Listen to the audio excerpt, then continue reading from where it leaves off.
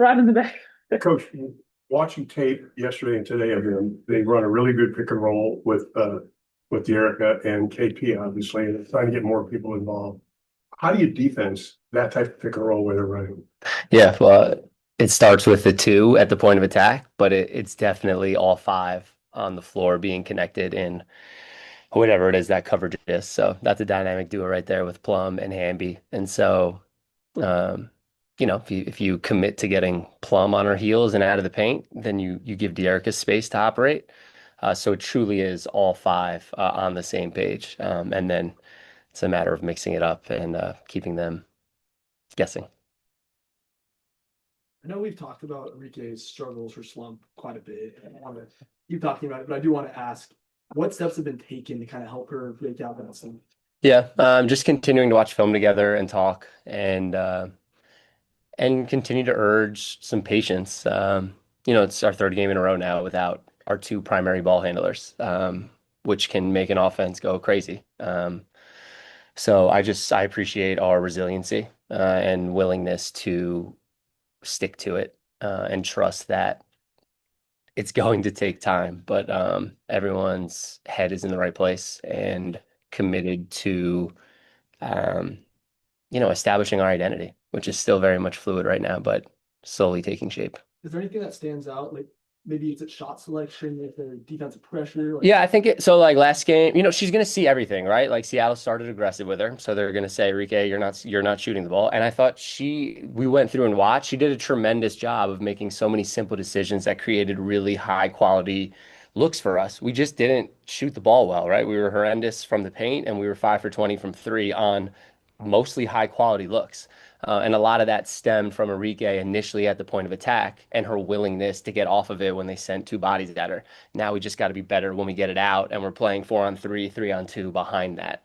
Um, and then it's continuing to find her shots and different solutions, even through, those coverages.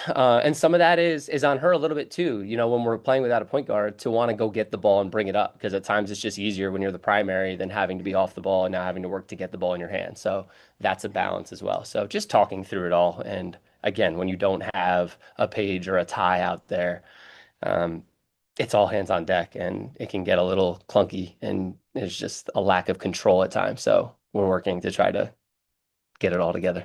You kind of mentioned that obviously now without Ty, without Page for a third consecutive game, where have you seen improvement and how you're initiating the offense and where do you hope to see improvement tonight? Yeah, I think Dejanay's been just a lifesaver really in her ability to get the ball up the floor and get us into some shapes and some sets. I think we're going to face a whole different level of ball pressure tonight from and if they start all their three guards with Plum and Julie, we'll see how they end up starting. But so Enrique's going to need to bring it up some, depending on what the matchup is. And then it's Maisha. Like that's the growth area, I think.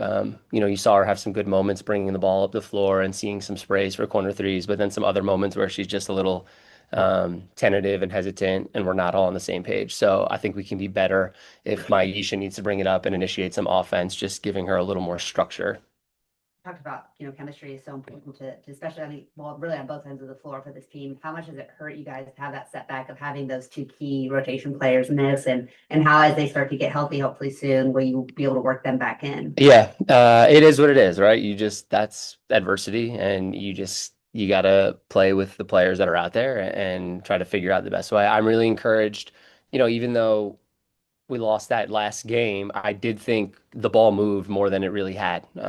You saw the ball moving and a willingness to share the ball. Still some spots where, we maybe went into 2 and 3 defenders where we'll continue to see some kicks and some sprays, but I'm feeling a shift in our togetherness and our unselfishness and our, just seeing that it's going to take all of us and making simple plays and the right plays over and over again will lead to better success than what we're experiencing right now.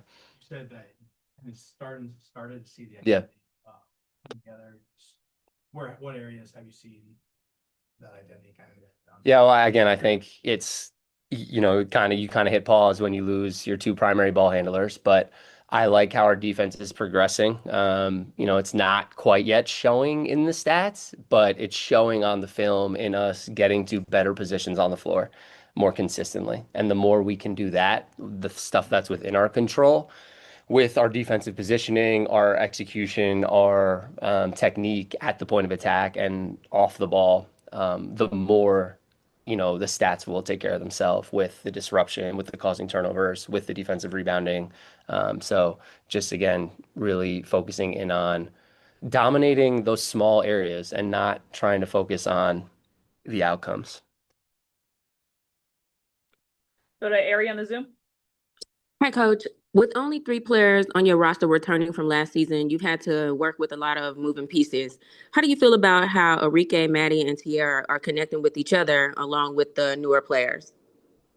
Yeah, I think they've been great as our 3 returners and their familiarity with Dallas and the organization. They've been fantastic just as a bridge for all of our new players and our new staff in terms of making everyone feel welcome to the Dallas way. And then also just appreciated their open-mindedness and their willingness to want to adjust and to make some changes. And so just again, encouraged mostly. Thank you. The DJ on the Zoom. Thank you, Pam. Jabari Moreau Sports Media. Coach Koclanes, I wanted to know, what do you feel like is the biggest area of improvement you want to see from this game to end the streak? I want us to really have a commitment to getting back and getting our defense set. I thought our quarter court defense against Seattle was pretty good. It was those swings, and some of that stems from the offensive end, whether it's poor decisions or just inefficiencies leading to easy offense the other way. But I still think we can get back better and get our defense set. And that's just a commitment to dominating the first 3 steps and a want and a desire to get back. Because I really do. Like when we got them and we got them late into the shot clock and we had a plan and you could see it, we were able to do some things to make some people uncomfortable. Thank Don't you. expect to give away any future roster moves, but T and Weezer are going to be heading out pretty soon. What adjustments in practice are you guys making for those departures?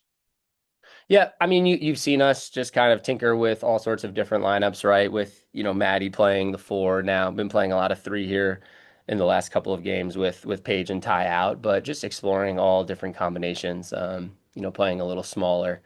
And then we'll see if we qualify for a hardship. We might go under 9 at some point if those 2 are leaving. So might be adding someone to the roster here, but we'll see.